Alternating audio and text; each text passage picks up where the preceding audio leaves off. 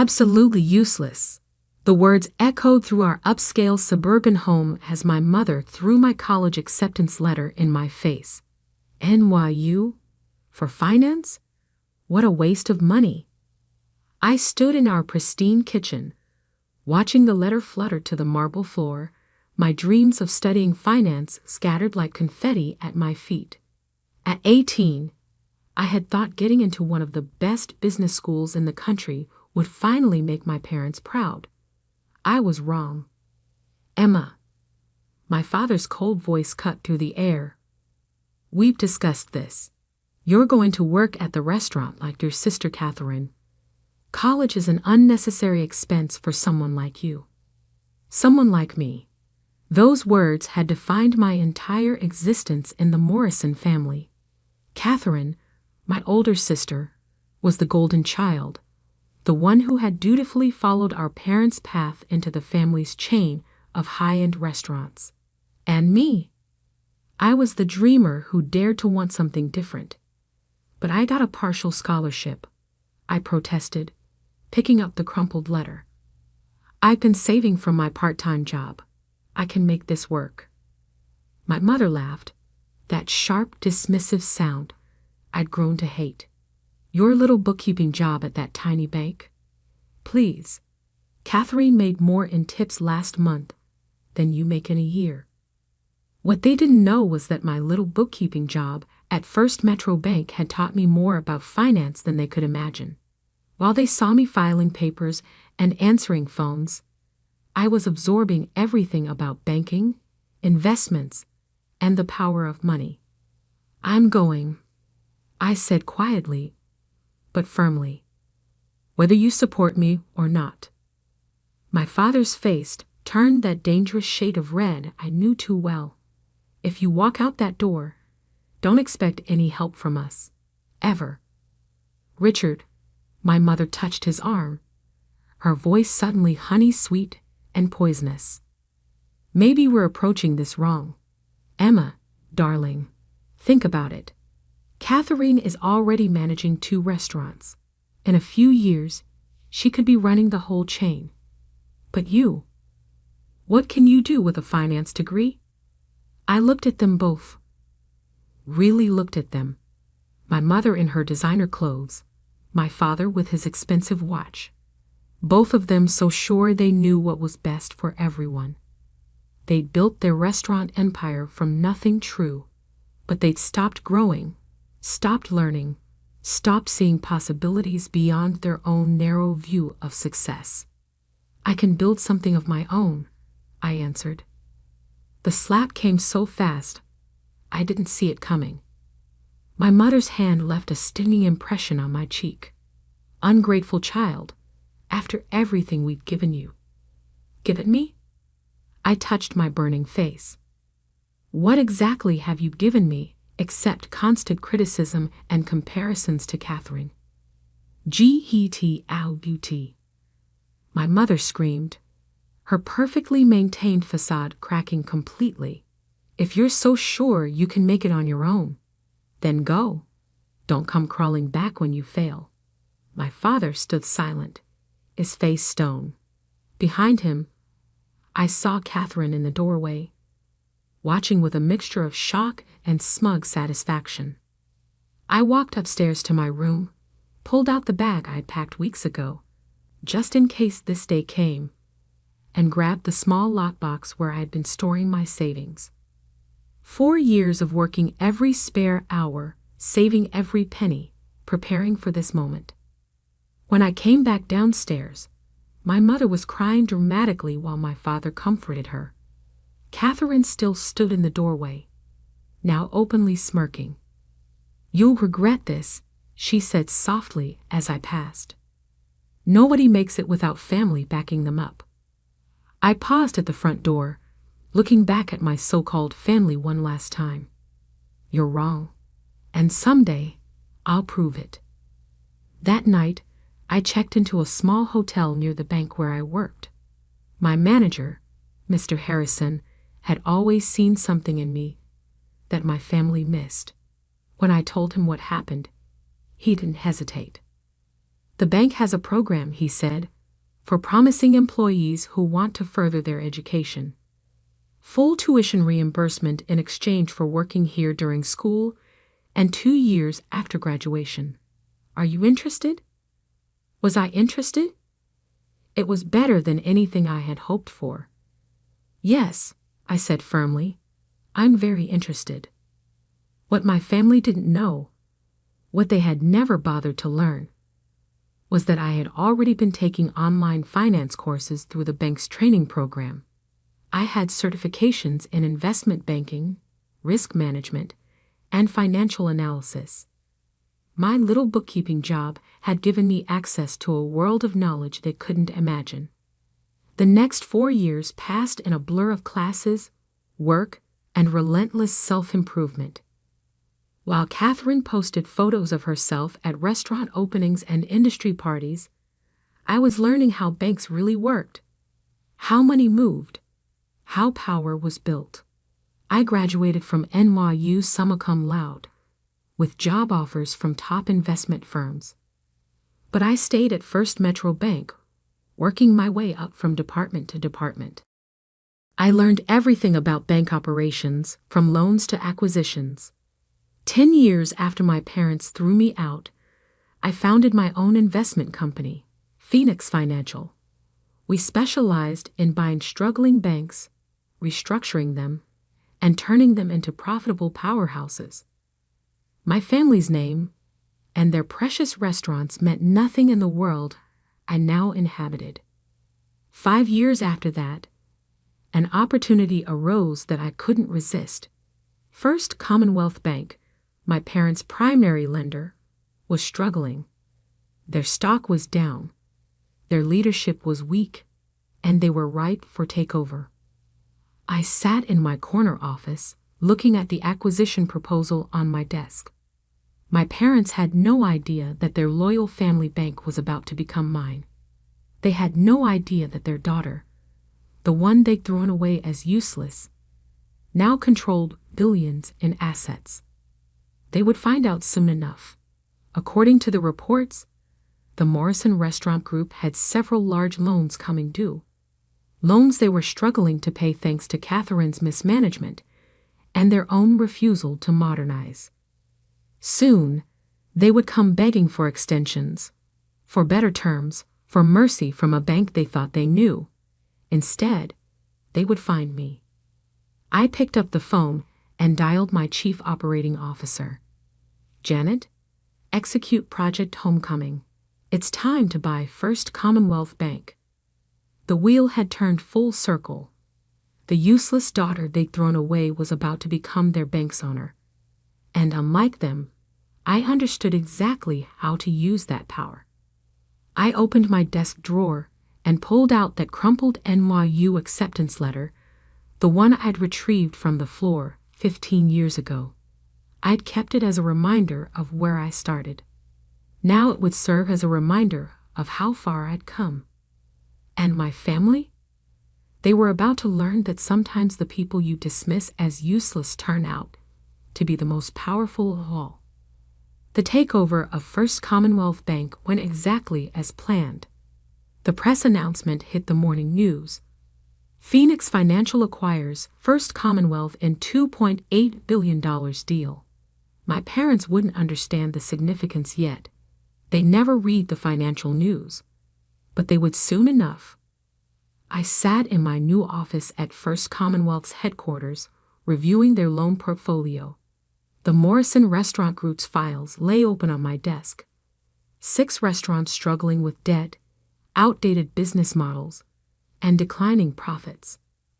My sister Catherine's signature was on most of the recent documents, each one showing increasingly desperate attempts to secure more funding. "Ms. Williams?" My assistant's voice came through the intercom.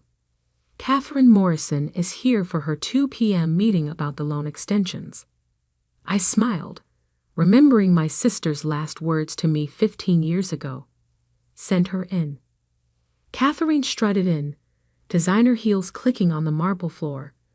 She hadn't changed much, still perfectly groomed, still radiating that air of entitled confidence. She stopped short when she saw me, her perfectly maintained facade cracking. "Emma?"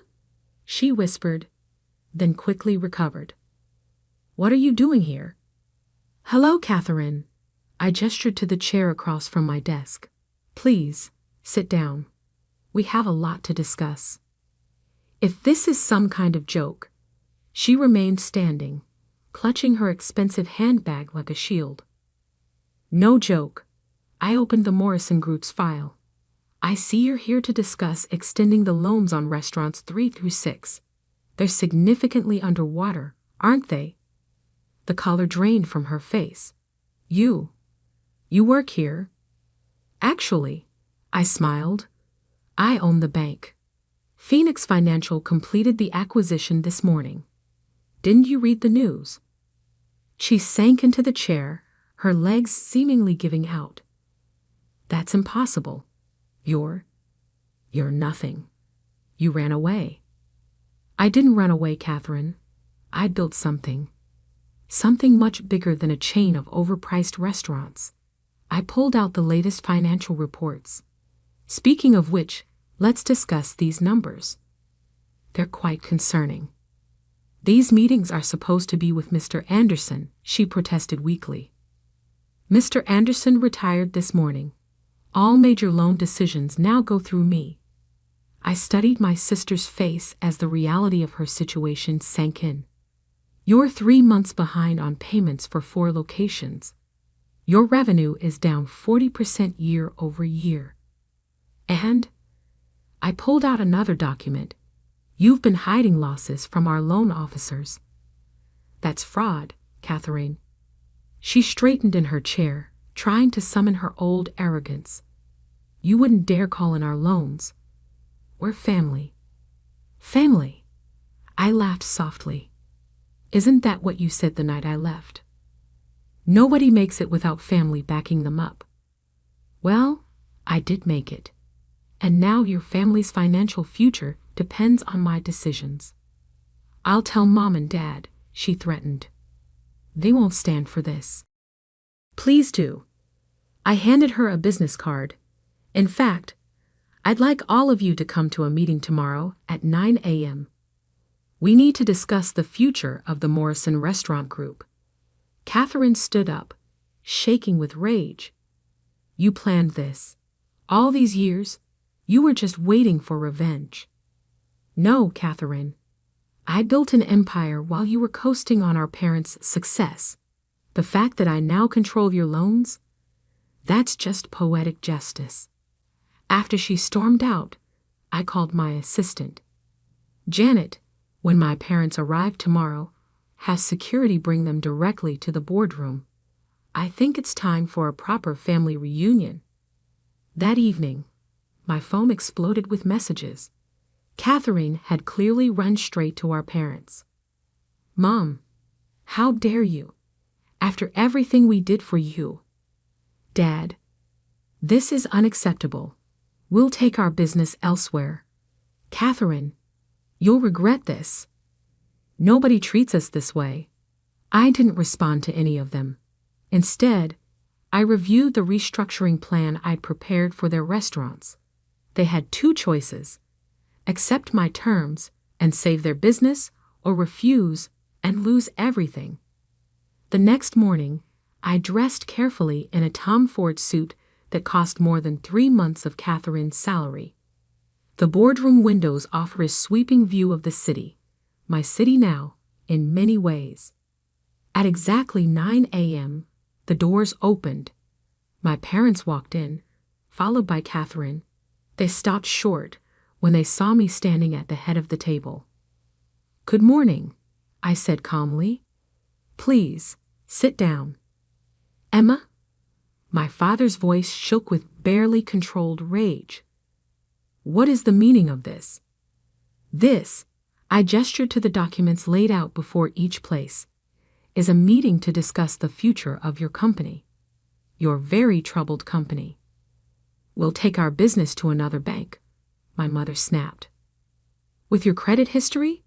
Your fraudulent reporting?" I picked up a file. "No bank in the city will touch you. especially after I filed these discrepancy reports with the regulatory board. Catherine went pale. She knew exactly what those reports contained. Every fake number, every hidden loss, every lie she told to keep the loans flowing. "You wouldn't," she whispered. "Try me." I sat down, opened the main proposal. "However, I'm prepared to offer you a deal. One that will save your restaurants and your reputation." My father's face had turned that dangerous shade of red again. "You think you can blackmail us? Your own family?" "Blackmail?" I raised an eyebrow. "No, I'm offering you a business solution. The same kind I've offered to dozens of other failing companies. The fact that you're my family doesn't change the numbers." I pushed copies of the proposal across the table. Phoenix Financial will assume control of 51% of the Morrison Restaurant Group. We'll inject new capital, modernize your operations, and restructure your debt. In return, you'll step down from day-to-day management. Step down. My mother's voice rose to a shriek. "This is our company." "Not anymore," I replied calmly. "Right now. It's a failing company drowning in debt. I'm offering you a chance to save what's left." Catherine was frantically flipping through the proposal. This would make you our boss." "Yes," I agreed. "Ironic, isn't it? The useless daughter you kicked out now controls your financial future." My father stood up so quickly his chair fell backward. "You ungrateful little." "Careful," I cut him off. "Remember where you are. Remember who owns this building, this bank, and soon, your restaurants." He froze, finally seeing me clearly. Not as his disappointing younger daughter, but as the powerful executive I'd become. "Why?" my mother asked, tears streaming down her face. "Why do this to us?" I stood up slowly, placed my hands on the table. "Because 15 years ago, you threw me away like I was nothing. You were so sure I would fail without your support. Instead, I built something greater than anything you could imagine." I walked to the window, looked out at the city. "Your choice is simple. Accept my offer and save your legacy, or refuse and lose everything. You have until the end of business today to decide." "You can't do this," Catherine protested weakly. I turned back to them, smiled coldly. "I already have. The papers are drawn up. The board is waiting for your response. The only question is whether you're smart enough to take the deal." As they sat there, staring at the documents that would change everything, I thought about that night 15 years ago, about the daughter they'd thrown away as useless, about how power shifts when you least expect it. "One more thing," I added as I walked to the door. "When you make your decision, remember this. I learned everything I know about business by watching you.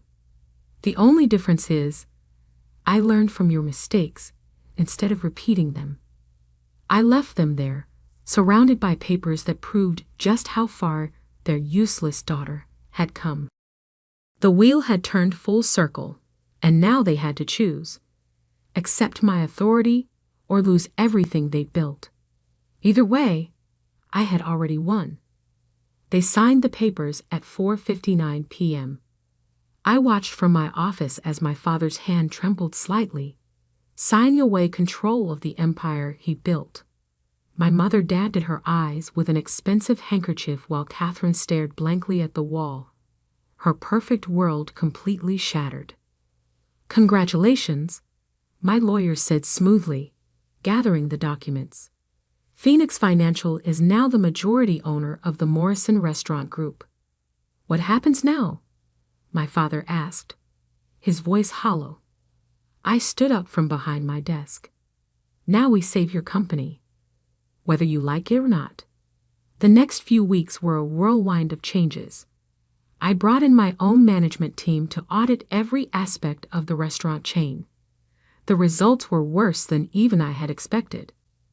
They've been operating on an outdated business model for years, Janet reported, spreading spreadsheets across my desk.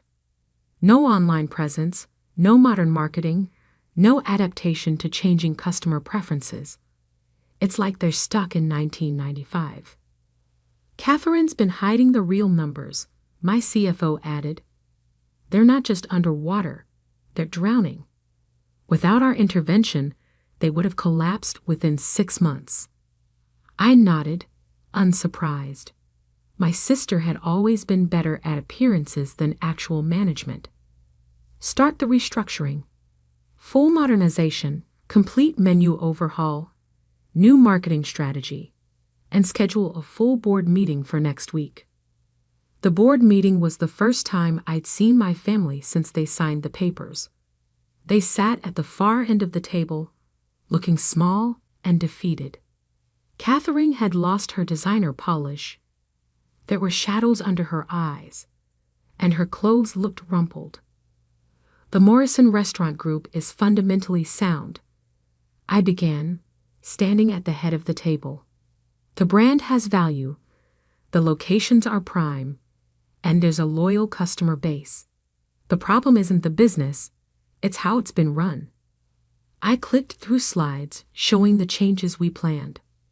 Modern point-of-sale systems, updated menus focusing on local ingredients and current food trends, a robust online ordering platform, and a complete marketing overhaul. This isn't what our customers want, my father interrupted. They come to us for traditional. Your customers are leaving. I cut him off. Sales have dropped 40% in 3 years. The only thing keeping you afloat was Catherine's creative accounting, and that stops now. Catherine flinched. I was trying to save us. You were hiding the truth. I corrected her, just like you've all been doing for years. Well, that ends today. I laid out the new management structure. My team would handle operations, finance, and marketing. My family would retain ceremonial positions, the face of the brand, but with no real power. You're destroying everything we built, my mother whispered. No, I replied calmly. I'm saving it. You just can't see that yet. The changes weren't easy. My parents fought every modernization attempt. Catherine sulked in her new role as brand ambassador, stripped of any real authority. But slowly, inevitably, the numbers began to turn around. 3 months after the takeover, sales increased for the first time in years. 6 months in, we opened our first new location, a modern concept restaurant that blended the Morrison tradition with contemporary dining trends. It was an immediate success. 1 year to the day after I took control, I called another family meeting. This time in the flagship restaurant, after hours. The numbers speak for themselves, I said, handing out the latest reports. Revenue is up 60%. Customer satisfaction has increased by 45%. The Morrison Restaurant Group is not just surviving, it's thriving. My father studied the reports with grudging admiration. Even he couldn't deny the turnaround. Why? Catherine asked suddenly. Why save us at all? You could have let us fail, after how we treated you.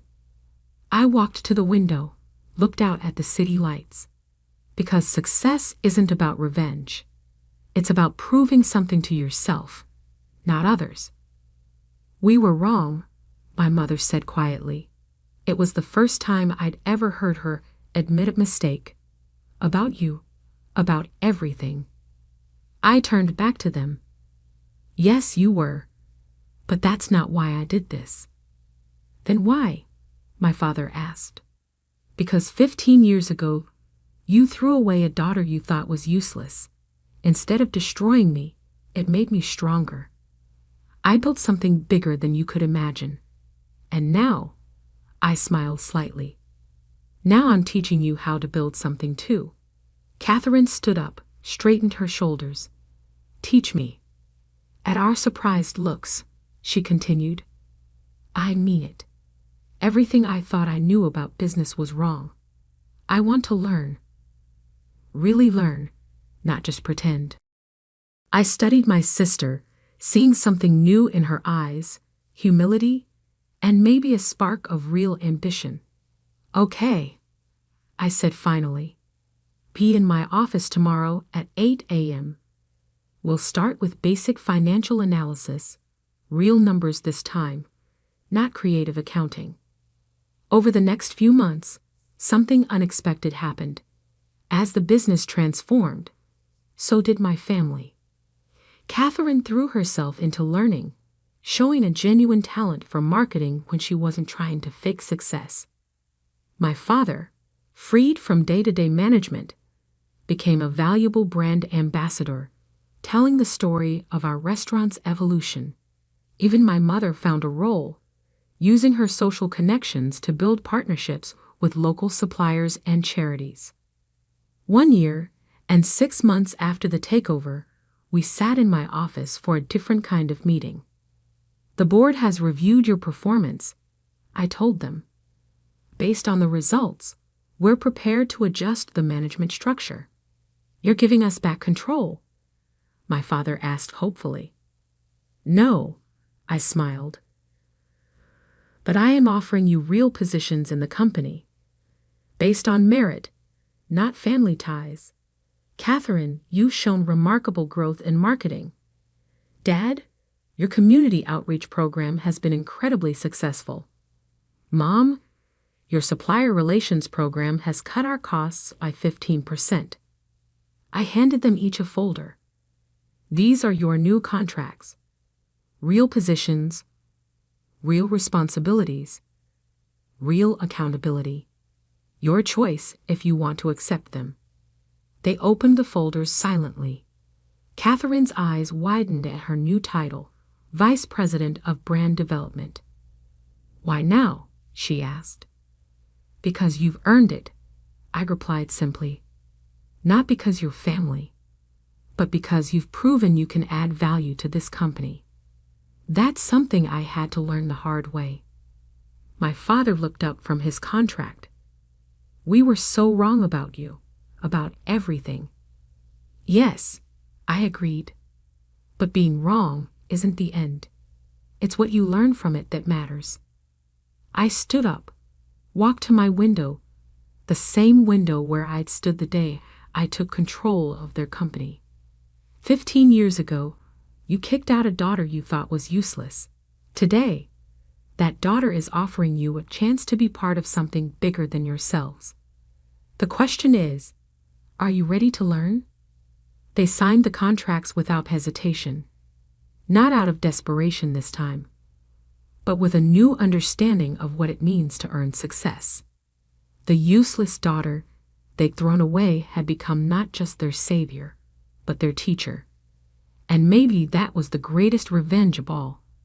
Not destroying them, but showing them a better way to build something lasting.